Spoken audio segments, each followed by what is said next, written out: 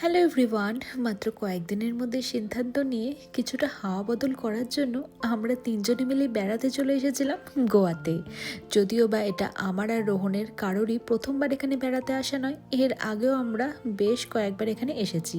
তাই এবার ঠিক করেছিলাম কিট্টুকে নিয়ে গোয়াতে তো যাব ঠিকই, তবে খুব বেশি এদিক ওদিক না ঘুরে ওই রিসর্টে এবং সমুদ্র সৈকতের ধারেই তিনজনে মিলে অনেকটা সময় কাটাবো। কারণ বাড়িতে তিনজনে মিলে একসাথে সময় কাটানো বেশ কষ্টকর হয়ে উঠছিল।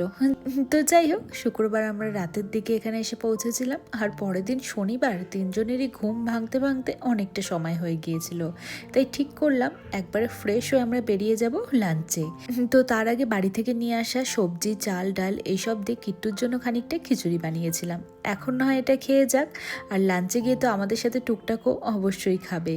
তো প্রায় সবটাই খেয়ে নিয়েছিল, আর কিছু শশার টুকরো দিয়েছিলাম, আর ওদিকে একটা আম খেয়েছিল। ঘরে থাকলে কি, বাইরে বেরোলে কি হবে? হ্যাঁ, ঘরেই তোর গালগুলো লাল লাল। হ্যাঁ, এত গরম, এসিতে চলছে। কিন্তু খাবারটা ভালো ছিল, তাহলে খেয়ে নিলি তো সব। হ্যাঁ কর। কে জুতো পরবে? সে হাত তোলো।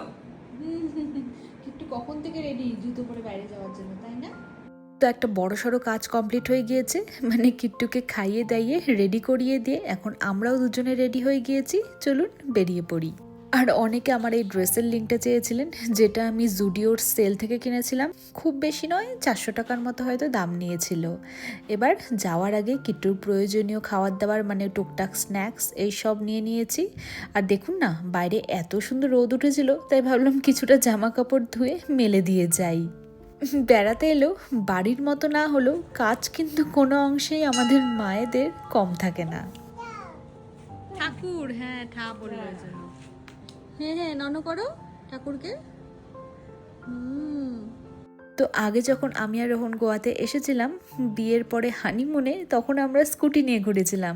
এবার যেহেতু কিট্টু সাথে রয়েছে, আমরা একটা গাড়ি রেন্ট নিয়ে নিয়েছিলাম। এছাড়া বর্ষাকাল বলা যায় না, যখন তখন বৃষ্টি নামতে পারে। তবে আমরা ওয়েদারটা বেশ ভালোই পেয়েছিলাম। দেখুন কি সুন্দর রোদ ছিল। হ্যাঁ, একটু গরম মনে হচ্ছিল ঠিকই, কিন্তু তাও বৃষ্টির থেকে তো বেশ ভালোই ছিল।